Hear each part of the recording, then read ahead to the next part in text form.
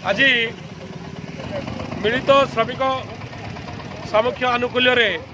जो चारि दल तरफ ये जो धर्मघट डाकरा दिखाई आज भारत वर्षर धनी आउ गरीब भितर जो श्रेणी संग्राम ये तीव्र हवा लगी धनी धनी एवं दरिद्र भितर जो तारतम्य अनेक मात्रा वृद्धि पाई ए देशर भारत वर्षर 1% धनी लोक हाथ में सरकार 40 भाग संपत्ति रही जाइए। भारत वर्ष जो कोटी कोटी श्रमिक मैंने काम कर जो कारखाना मानक